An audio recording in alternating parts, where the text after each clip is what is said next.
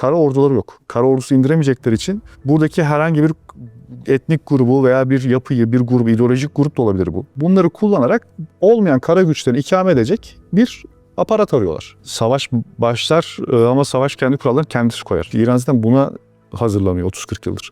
Yani işte hep her yayında söylediğim mozaik savunma meselesi zaten işgale göre hazırlanmış bir şey ve gerçekten İran bu şeye çok hazır. GZT Haber Merkezi'nden herkese selamlar. Bugün yine bir haritanın başındayız. Malumunuz İran var gündemimizde. Konuğumuzsa İran Araştırmaları Merkezi araştırmacısı Oral Tuğ hocamız. Hocam hoş geldiniz. Merhaba, hoş bulduk. Hocam şu an İran'a bir saldırı başlatıldı. Evet. 28 Şubat'ta. Yani İran'a ne yapmak istediler? İran nasıl karşılık veriyor? 12 günlük savaşa kıyasla günümüzde nasıl değişiklikler var? Şimdi 12 günlük çatışmanın ve bu savaşın tabii ki birbirine bağlantısı var ve stratejik hedefler noktasında var ama deklar edilenlere bakarsak oldukça değişken bir şey gözüküyor. Özellikle Amerika tarafında. Yani İsrail tarafında bu kadar farklılık yok. Ona gelirim birazdan. Ama ne deklar edildi? İşte bu savaş için önce protestoculara yardımlamaya başladı. Sonra nükleer müzakereye döndü konu. Nükleer konuya döndü. Sonrasında rejim değişikliğine döndü. Ondan sonra rejimi değil ama tehdidi değiştirmek istiyoruz döndü. İşte balistik füzeler şu an gündemde.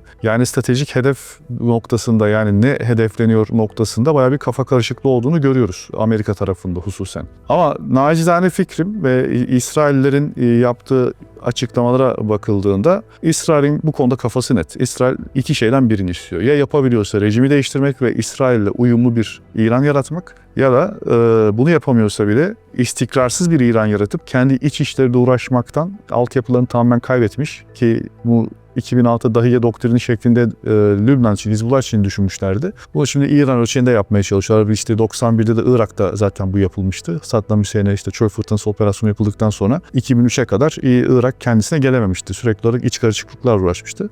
İstikrarsız bir İran yaratarak ne balistik füzeyle, ne nükleer programla, ne vekil güçler hiçbir şeyle ilgilenemeyen, sürekli olarak bir kaos halinde yaşayan bir İran beklentisi var İsrail tarafından. Dolayısıyla Amerikan tarafı çok karmaşık ve açıkçası şu anki noktaya baktığımda coğrafyada tamamen yapıldığını, yani belki de yönetimin amiyane tabirle söyleyeceğim bilgisizliğinden kaynaklı bir manipülasyonla uygulanan planlarla bugün bu stratejik dönüşümün sürekli olarak hedefin değişmesinin sebebi olduğunu söyleyebilirim. Peki hocam tüm bunlara karşılık İran nasıl karşılık veriyor?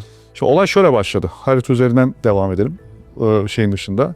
Şimdi aslında 12 günlük çatışmanın hedefleri de bu. Aslında saydığım şeylerdi. Yani işte rejimi değiştirmek. Zaten yükselen aslan sembolü burada da konuştuk. İşte Şir-i Hurşit denilen, hatta şöyle yazayım, bu şekilde yazalım. Şir-i Hurşit denilen işte aslan ve güneş sembolünün bir arada olduğu bir bayrak var malum, İran bayrağı. O bayrağı işte biraz atıfta bulunarak bir de Tevrat'ta bir ayete atıfta bulunarak yapılan bir operasyondu bu. Şimdi kükreyen aslana çektiler. Gene hep bir aslan sembol üzerinden dönüyor. Bunun sebebi bu. Şimdi yapılan şey şuydu. İlk başta dekapitasyonla, hatta şu harita üzerinden belki göstersek daha iyi olur. Şuradan. Dekapitasyonla Tahran tabii ki hedef alındı. Yani çünkü ülkenin başı burası. Dekapitasyon ne de işte liderlik mekanizmasının yok edilmesi. Bu 12 günlük savaşta 30 komutanın öldürülmesiyle başladı. Devrim Muhafızları Ordusu'nun özellikle komutanlarını özellikle vuruyorlar. Çünkü 2022 yılında bugünkü İsrail Genelkurmay Başkanı Eyal Zamir yazdığı bir raporda da bunu çok net söylüyor. Ülkenin sıklet merkezi diyor. Devrim Muhafızları Ordusu. Dolayısıyla biz bu sıklet merkezini vurursak ülkedeki düzeni değiştirebiliriz, sistemi yıkabiliriz diye bir şeyleri var. Dolayısıyla sıklet merkezine vuruyorlar ve bu da işte 12 günlük çatışmada bu onlarca komutanın ölmesi ve gerçekten önemli isimlerdi. Bu ölenlerin her biri gerçekten İran'ın bugünkü savunma mimarisini inşa eden isimlerdi. Fakat bu istenen çıktığı vermeyince, stratejik hedefe ulaşılamayınca, taktik hedeflere ulaşıldı ama stratejik hedeflere ulaşılamadı. Bugünlere yaşamaya başladık. Dolayısıyla ilk vuruşta biz bugün de Tahran'da gördük. Hamenei'nin öldürülmesiyle gördük. Açıkçası ben bekliyordum, doğrusunu söylemek gerekirse. Direkt sabahın 9.40'ında İran saatiyle açılış yapıldı ve sonrasında işte yayılmaya başladı. Batı İran'a doğru yayılma gördük. İşte Simnan'da vuruşlar oldu, İsfahan'da vuruşlar oldu. Şöyle gösterebilirim buraları da.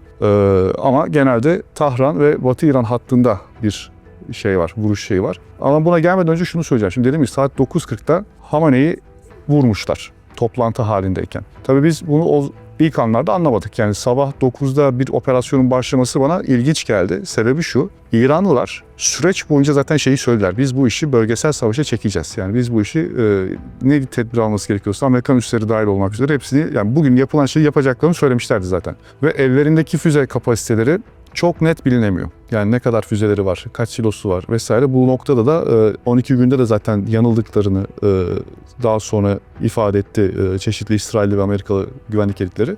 Kestirilemiyor. Çünkü bu coğrafya çok çetin bir coğrafya. Şurası olduğu gibi dağlardan oluşuyor. Bizim Doğu Anadolu'nun devamı niteliğinde gelir. Zagros hattı böyle buraya doğru aşağı doğru iner. Dolayısıyla bu hat böyle tabii şu şeye kadar, şuralar biraz daha düz kalır. Zaten şurada hafif gölgeler görülüyor. Yani herhangi bir coğrafya haritayı açtığınızda burada göreceğiniz çok net bir dağlık alan vardır ve bu şekilde gelir. Burası biraz ovadır. Buradan devam eder. Bu hat altında yüzlerce belki silo var, füze silosu var. Füze şehirleri olduğu söyleniyor.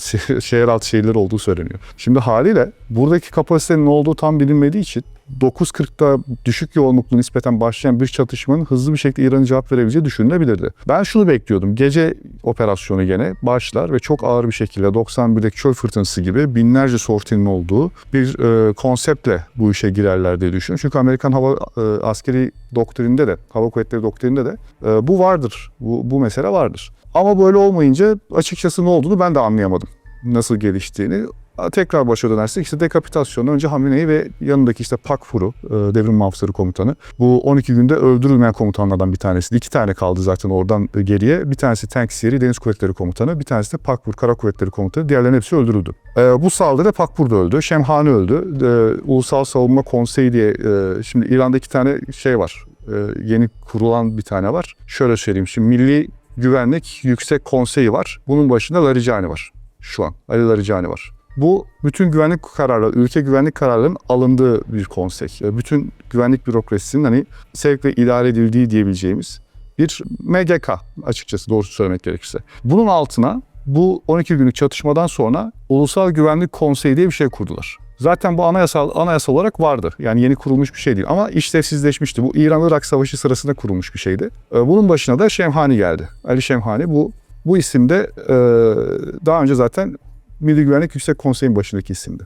Bu konsey savaş sevk ve idaresi üzerinden ilerliyordu. Yani savaşı sevk ve idare etme üzerine bir şeyi vardı, yapısı vardı. Ve şimdi bu noktada Şemhani'nin öldürülmesiyle bu konsey de başsız kalmış gibi görünüyor. Ama şimdi bu dekapitasyon meselesinin olacağını bildikleri için İranlılarda Hamenei'nin talimatıyla herkes kendisinden sonraki 2., 3., 4. kişileri yedeklemesi. Yani olur da bir durum olursa hızlı bir yanıt vermek adına 2-3 gün gecikme olmasın diye bir mesele olduğu söyleniyor. Şu an buraları mutlaka birileri koordine ediyordur, almıştır ama şu an bu isimler tabii ki basın açık değil. Böyle başladı yani savaş. İlk başlangıcı böyle. Ondan sonraki gün biraz daha arttı. İran'ın bölgeye yaymasıyla, onu da şurada gösterebiliriz belki.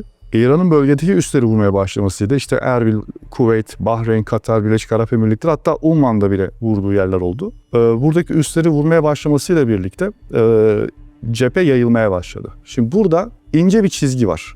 Şimdi ben bunu bu şekilde ifade ediyorum. Cepheyi yaymak ve savaşı yaymak. Bu ikisi arasında çok ince bir çizgi var. Yani şuraya yaymak diye yazayım. Şimdi bakın, elinizdeki kaynak sayısı kısıtlı. Diyelim ki 100 diyelim. 100 birim kaynak var elinizde. Hasım tarafın, saldırgan tarafın da Amerika'nın da 100 birim kaynağı olsun. Tamamen şey için söylüyorum. Şimdi eğer siz bu elinizdeki 100 birim kaynağı tek bir hedefe kanalize ederseniz, diyelim ki burada bir hedefe kanalize ediyorsunuz. Dolayısıyla tam kapasite aslında bir vuruş gerçekleştirmiş olursunuz. Dolayısıyla burada bu vuruşlarla beraber Amerika'ya yönelik, bunun altını çiziyorum, yaparak İran'dan hesabı bu. Bütün kapasiteyi bir yere kanalize etmiş gibi oluyorlar. Burada da Amerika'nın elinde 100 birim var. Eğer bu planlar ki ikinci gün çıkan açıklamalarla, ikinci, üçüncü güne çıkan açıklamalarda biz açıkçası bu kadar yayacaklarını düşünmediklerini gördük Amerikalıların. İsrail'i korumak üzerine bir organizasyon oluşturduklarını fark ettik. Açıklamalardan bu çıkarımı yapabiliyoruz. Ama siz bu 100 birimi artık buralara dağıtmak zorunda kaldığınızda bu sefer işte şey dağılmaya başlıyor. Yani şöyle aynı bu ok işareti gibi göstereyim. Bu şekilde A, B, C noktalarına yaymak zorunda kalıyorsunuz ve İran buradan bir stratejik kazanım elde etmeye çalışıyor. Ancak bu çok riskli bir şey ve sürdürülebilir bir şey değil. Yani siz hani bir gün yaparsınız, bir hafta yaparsınız ama daha sonrasında artık mesela cepheyi yaymaktan savaşı yaymaya döner. İşte o zaman da buradan gelecek olan taarruzları karşılamak için siz bu 100 birimi gene aynı buradaki gibi yaymak zorunda kalırsınız. Ve bu sefer aktif olarak hem bu ülkeyle hem bu ülkeyle vesaire savaşmak zorunda kalırsınız. Yani bu kaynakların meselesi ilk yani satrançta açılış gibi düşünebiliriz. Yani İran'ın ilk hedefi burada bir Körfez'in güvenliği meselesi İran'ın güvenliğine doğrudan bağlantılıdır mesajı vermek. 2. Körfez'i baskılamak suretiyle orta ve uzun vadede ABD ile olan ilişkilerini sorgulatmak. Üçüncüsü ABD içerisinde buradan özellikle İranlıların tabiriyle söylüyorum bunu tabut göndererek ABD'ye. Bununla ilgili propagandalar da yaptılar. Bir sürü afişler astılar tabutlarla vesaire ilgili. Asker sayısı yani ölü asker sayısı göndererek Amerika içerisinde tartışma başlatmak suretiyle İsrail'in Amerika'daki yerini sorgulatmak. Bunun gibi stratejik hedefler yürütüyor İranlar bu üzerinden. Ama bu çok riskli bir şey ve rüzgar hızlıca tersine dönebilir. Yani Körfez'in de sabrı sonuçta bir noktaya kadar ve sivil alanların vurulması tabii ki yani kabul edilebilecek şeyler de değil. Ama günün sonunda İran'ın böyle bir cevap vererek meseleye başlattığını gördük. Zaten bu noktadan sonra da Amerikalılar o bahsettiğim stratejik değişiklik yani rejim değiştireceğiz, tehdidi değiştireceğiz'e döndü. Çünkü Hamenei öldü ve sistem hemen dağılmadı bekledikleri gibi. Tabii bunun da sebepleri tartışılır ama uzunca anlatırsam olay bundan ibaret. Yani ilk başlangıç ilk 2-3 gün hikayesi bu.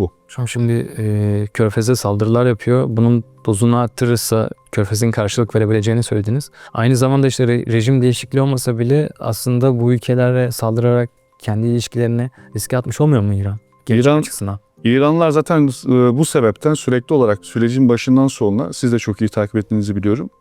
Bizim hedefimiz siz değilsiniz Amerikan üsleri, bizim düşmanımız siz değilsiniz, hasmımız siz değilsiniz Amerikan üsleri diyerek bir çizgiyi çizmeye çalışıyor. Ama bu bir yere kadar sürdürülebilir. Yani havalimanlarına veya otellere bombaların düştüğü bir yerde bu inkar edilebilirliğin bir sınırı var. Ve bu bölgesel anlamda savaşı yayma riski taşıyor ve bu noktadan sonra buradan ateşkese dönmek yani bir birim zorluktaysa o noktadan sonra daha üst birimlerde bir zorluktan bahsedebiliriz. Yani çok riskli bir oyun ama İran bu ilk açılışı bu şekilde yapmayı düşünerek bu bahsettiğim Amerika'nın kaynaklarını buralara yaymak ve Amerika'yı zor duruma bırakmak üzerine bir strateji yürüttüğünü görüyoruz.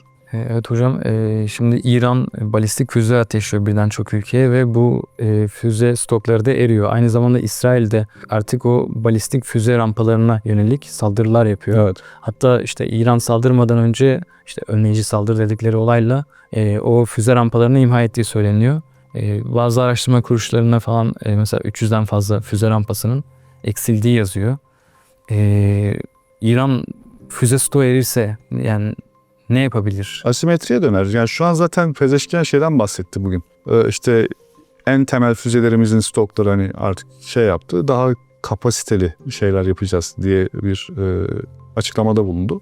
Yani burada şöyle bir şey var. Tabii ki kaynaklar sonsuz değil. Az önce dedim yani 100 birim diyerek böyle karikatürize ettiğim o kaynaklar sonsuz değil. Ama İran'ın zaten güvendiği burada. Birincisi biraz da analoji kuracak olursam bir kale savunması yapıyor ve kaleyi düşürebilirlerse kuşatmacılar kazanmış olur. Düşüremezlerse yani İran hayatta kalırsa en azından bir zaferle yani o çıkmış olur ortaya. Sonra tabii yani altyapı yıkımı ve diğer konuları başka bir konuşmanın konusu ama şu an bakılan denklem bu yani hayatta kalırsa İran bu savaşı kazandım diyecek. Dolayısıyla burada asimetri kurulması çok olası. Zaten asimetrik savaş konseptini yıllardan beri çalışıyorlar İranlılar. Yani olay sadece füze stokları bitti ve savaş bitti. İran bir şey yapamaz değil.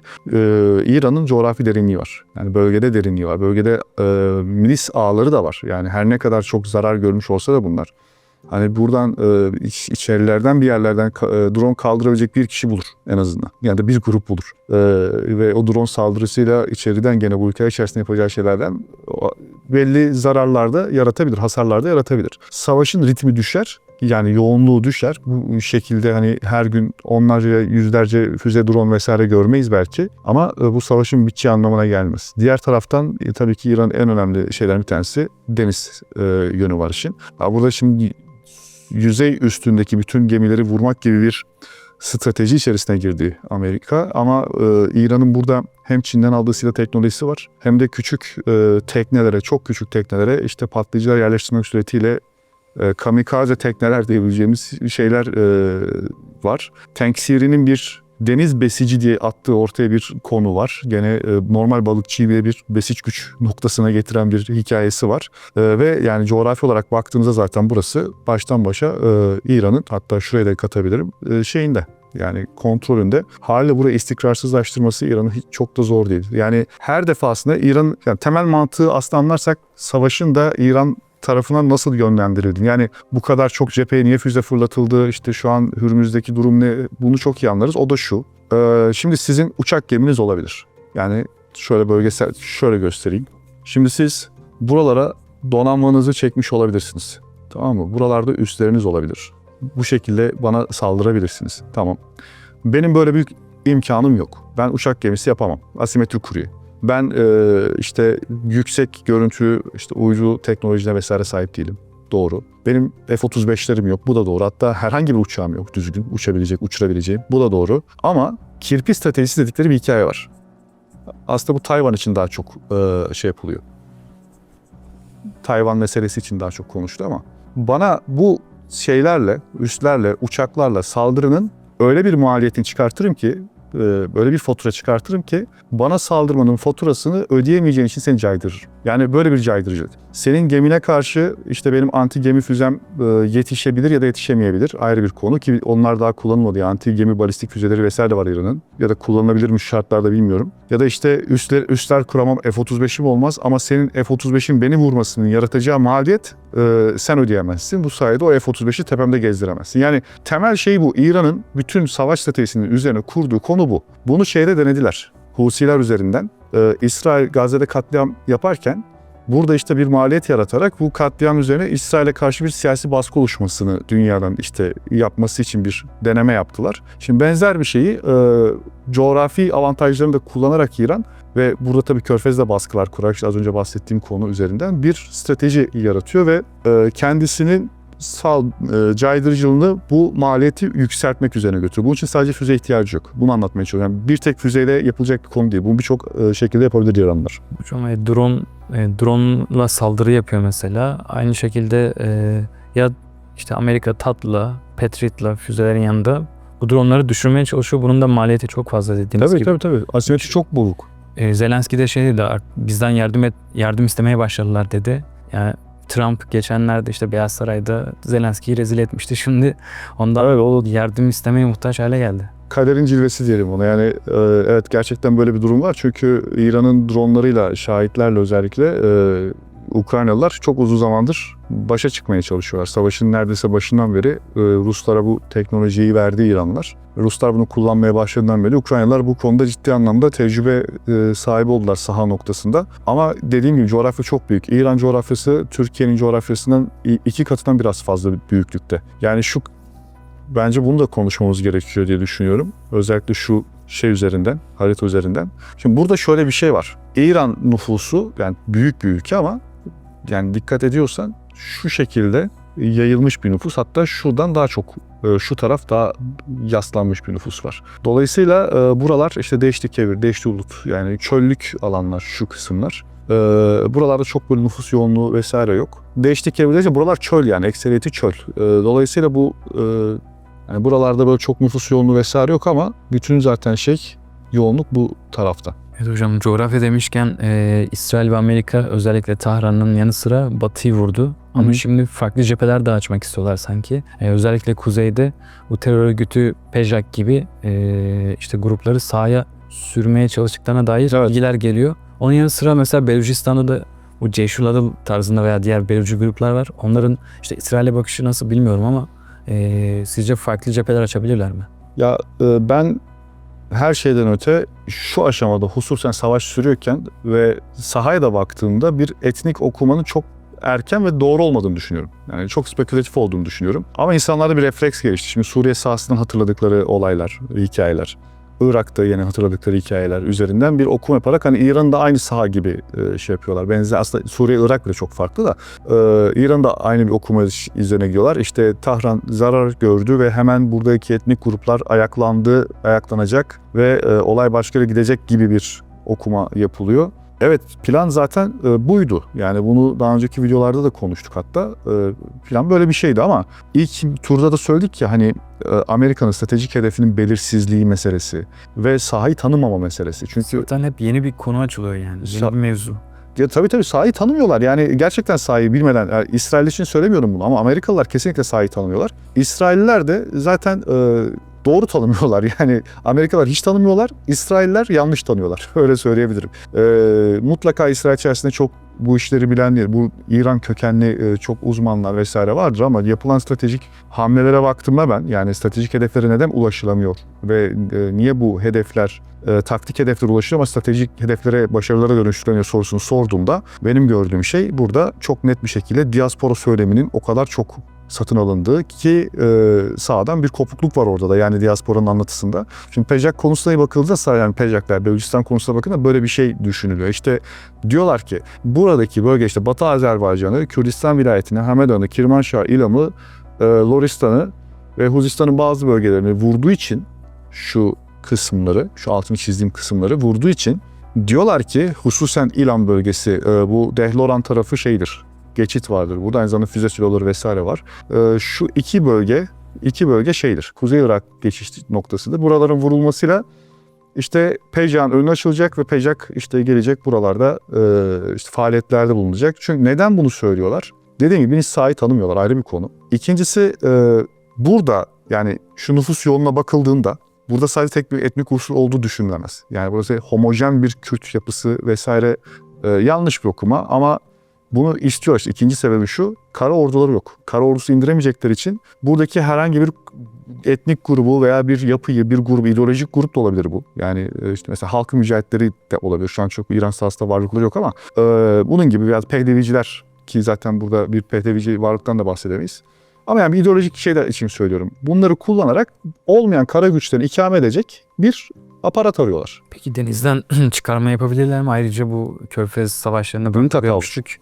Körfez ülkelerinden asker sokabilirler mi İran'a? Şöyle, savaş başlar ama savaş kendi kurallarını kendisi koyar. Yani belki özel kuvvetler operasyonları, böyle nokta atışı, işte şuradaki adalara belki zaman içerisinde bir şeyler görebiliriz. Ama büyük hata olur. Yani çünkü İran zaten buna hazırlanıyor 30-40 yıldır.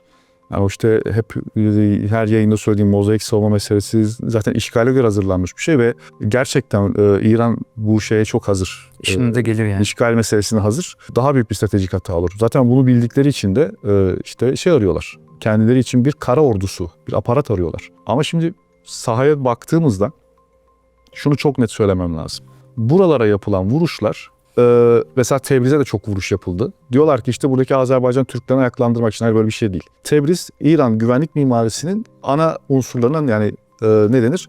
Lenf bezi gibi, böyle sinirlerin düğümlendiği, böyle şey olduğu bir yer burası. Aynı zamanda işte Kirmanşah tarafı. Burası da çok yoğun bir şeydir. Şimdi İran nüfusu, hatta mavi de göstereyim. Az önce de söyledim ya, İran nüfusu buraya doğru yaslanmış bir nüfus. Coğrafya olarak. Buralar zaten hani nispeten boş.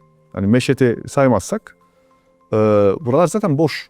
Dolayısıyla güvenlik yapılanması, mimarisi de batıda ekseriyeti. Kaldı ki burası boydan boya, az önce de çizmiştim, Zagros hattı.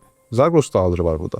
Zagros dağlarının olduğu yerde de, yani şuradan işte bizim Doğu Anadolu'dan gelip devam eden demiştim hatırlarsanız. Olduğu yerde de zaten burada bir sürü küçük irili ufaklı güvenlik noktaları var. Füze siloları var. Devrim muhafızlarının işte hava üsleri vesaire var. Çünkü İran tehdidi Irak sınırından bekliyor. Her zaman oradan bekliyor. Yani bir Amerikan çıkartması mı olacak? Buradan gelecekler. Deniz çıkartmasının dışında. Ya da Irak Saddam zamanında saldırdı. Burada o kadar çok mücadele döndü ki 8 yıl içerisinde. Zaten yani tepe tepe, köy köy, bütün her yere İran ordusu hakim burada şeye. Mesela devrim muhafızları hakim buradaki mevzuya. Dolayısıyla bütün güvenlik yapılanmasının buraya yoğunlaştığı, bütün işte füze silolarının buraya yoğunlaştığı, hava üslerinin buraya yoğunlaştığı bir yerde saldırı bölgesi ekseriyette zaten bu bölge olur. Yani bunun PEJAK'la şey değil. Ha şunu da söyleyeyim. Gerek işte İKDP olsun, gerek PEJAK olsun, gerek işte diğer irili ufaklı PAK, Komala gibi örgütler olsun. Yani burayı domine edecek kadar militanları yok. Gerçekten yok. Burayı, şu coğrafyayı, şu karmaşık coğrafyayı domine edecek, orayı baskılayacak bir militan sayısı yok. Kaldı ki birbirleriyle alakalı öyle bir uyum, bir şey vesaire de yok. Yani bir örgütün diğerini baskılaması lazım ki bir şey olsun. Suriye sahasında ENKS'yi SDG baskıladı. Bu sayede hani bir alan açmaya çalıştı. Zaten oradaki demografi de çok böyle şey değildi. Hani farklı bir yapı vardı. Suriye bambaşka bir saha. Ama burada hiçbir örgüt bir diğerini baskılayacak kadar etkin ve yetkin olamaz. Kaldı ki yani Kirmanşah'ta apayrı bir sosyoloji var. Şimdi tek tek burada harita boyamak istemiyorum nerede ne var diye. Kirmanşah'ta apayrı bir sosyoloji var. Urmiye'de apayrı bir sosyoloji var. Türkiye sınırında apayrı bir sosyoloji var. Yani Yani buralar böyle yekpare bir şey değil. Bunların hepsi dediğim gibi olmayan kara gücüne karşı bir şey arayışı. Bir aparat arayışı, başka bir şey değil. Hocam katkılarınız için çok teşekkür ederim. Ben çok teşekkür ederim.